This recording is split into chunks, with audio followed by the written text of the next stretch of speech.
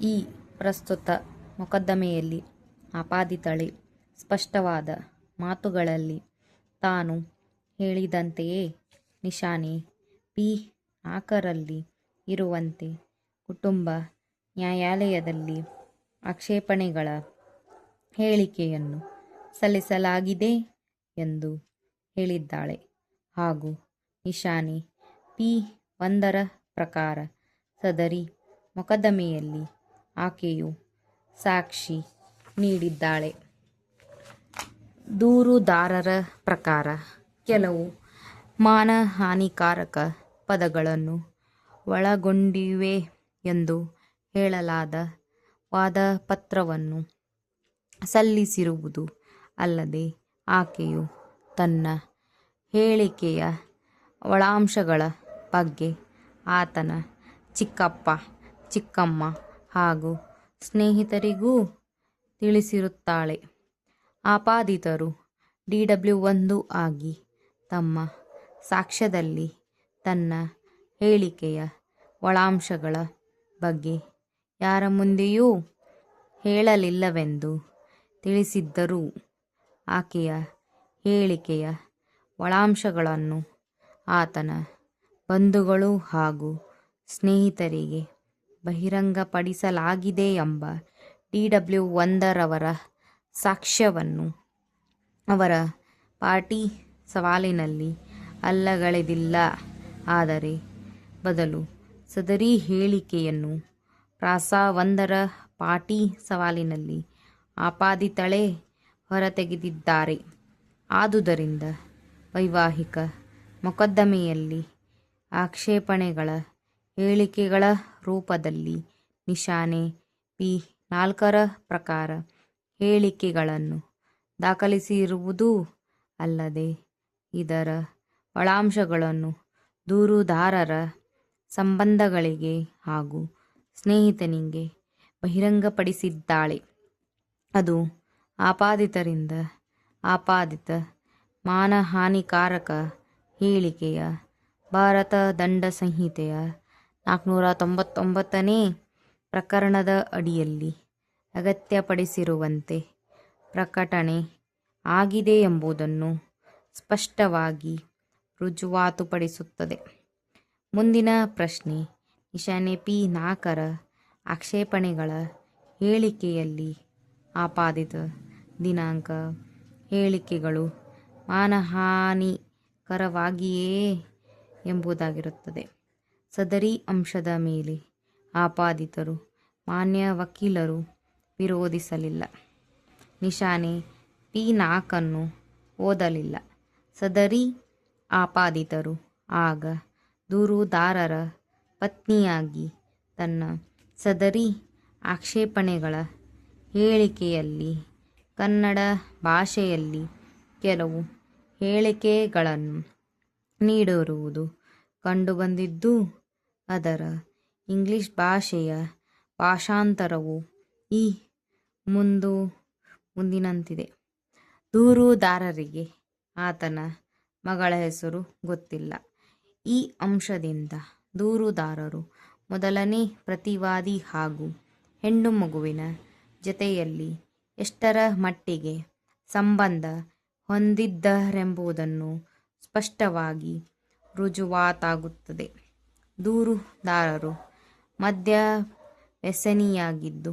ಕೊಠಡಿಯಲ್ಲಿ ಯಾರೂ ಇರುತ್ತಿದ್ದಿಲ್ಲದರಿಂದ ನಗ್ನವಾಗಿ ನೃತ್ಯ ಮಾಡುವಂತೆ ಮೊದಲನೇ ಪ್ರತಿವಾದಿಗೆ ಚಿತ್ರಹಿಂಸೆ ಕೊಡುತ್ತಿದ್ದರು ಹಾಗೂ ಆಕೆಯು ಹಾಗೆ ಮಾಡದಿದ್ದಾಗ ವೈವಾಹಿಕ ಹಾಗೂ ಮಾನಸಿಕ ಚಿತ್ರಹಿಂಸೆ ಕೊಡುತ್ತಿದ್ದರು. ದೂರುದಾರರು ತಮ್ಮ ಮನಸೋ ಇಚ್ಛೆ ನಡೆದುಕೊಳ್ಳುವ ಪ್ರವೃತ್ತಿ ಬೆಳೆಸಿಕೊಂಡಿದ್ದರು. ಆಕೆಗೆ ಗೊತ್ತಿಲ್ಲದ ಕೆಲವು ವ್ಯಕ್ತಿಗಳನ್ನು ಕರೆದುಕೊಂಡು ಬಂದು ಅವರೊಂದಿಗೆ ದೈಹಿಕ ಸಂಬಂಧ ಬೆಳೆಸಿ ಹಣ ಸಂಪಾದಿಸುವಂತೆ ಒತ್ತಾಯಿಸುತ್ತಿದ್ದರು. ಮೊದಲನೇ ಪ್ರತಿವಾದಿಯು ಮೂರನೇ ವ್ಯಕ್ತಿಗಳೊಂದಿಗೆ ಅನೈತಿಕ ಸಂಬಂಧ ಬೆಳೆಸಿ ಹಣ ಸಂಪಾದಿಸಲು ನಿರಾಕರಿಸುವುದರಿಂದ ದೂರುದಾರರು ಆಕೆಗೆ ಹಲವಾರು ಬಾರಿ ಹೊಡೆದಿದ್ದಾರೆ ಮತ್ತು ಕತ್ತು ಹಿಸುಕಿ ತಮ್ಮ ಮಗಳನ್ನು ಸಾಯಿಸಲು ಸಹ ಪ್ರಯತ್ನಿಸಿದ್ದಾರೆ.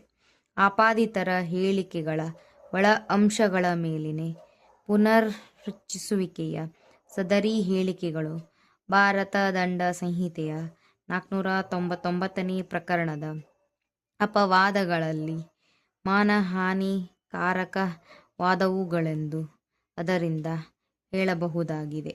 ಆಪಾದಿತರು ಮಾನ್ಯ ವಕೀಲರು ತಮ್ಮ ವಾದದಲ್ಲಿ ಆಪಾದಿತರು ಮಾಡಿದ ಹೇಳಿಕೆಗಳು ಅದರಿಂದಾಗಿಯೇ ಮಾನಹಾನಿಕರವೆಂದು ಕಂಡುಬಂದರೂ ಅವುಗಳನ್ನು ಆಪಾದಿತರು ಸದ್ಭಾವನೆಯಿಂದ ಮಾಡಿರುವುದರಿಂದ ಭಾರತ ದಂಡ ಸಂಹಿತೆಯ 499ನೇ ಪ್ರಕರಣದ ಅಪವಾದದ ಅಡಿಯಲ್ಲಿ ಬರುತ್ತವೆಂದು ವಾದಿಸಿದರು.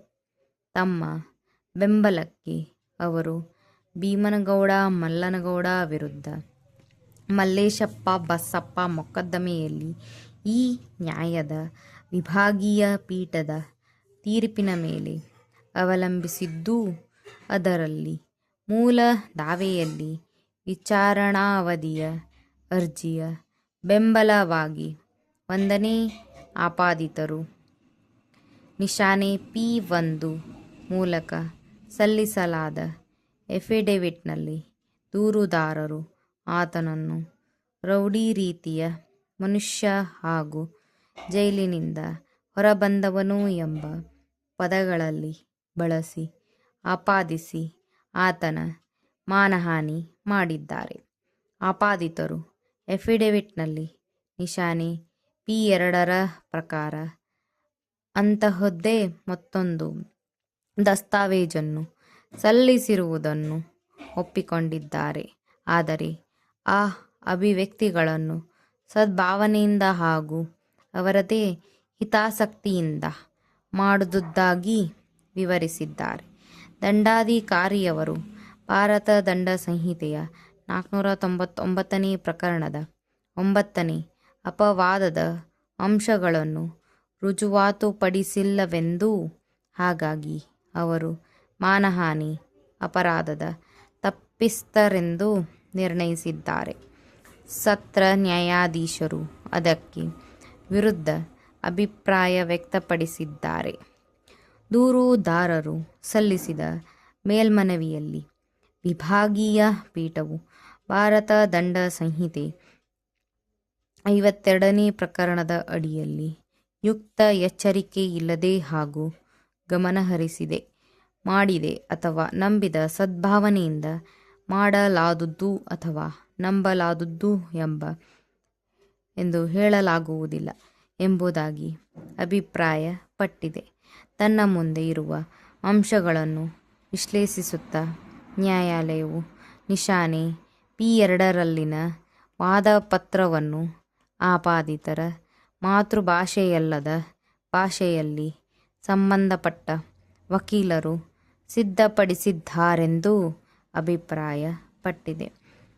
ಸೂಚನೆಯ ಆಧಾರದಲ್ಲಿ ಆಪಾದಿತರು ತಿಳಿಸಿದ ಪದಗಳನ್ನು ವಕೀಲರು ಲಿಪ್ಯಂತರ ಮಾಡಿದ್ದಾರೆ. ಆದರೂ ಆಪಾದಿತರು ವಕೀಲರ ಕಾನೂನು ಸಲಹೆ ಪಡೆದುಕೊಂಡಿದ್ದಾರೆ.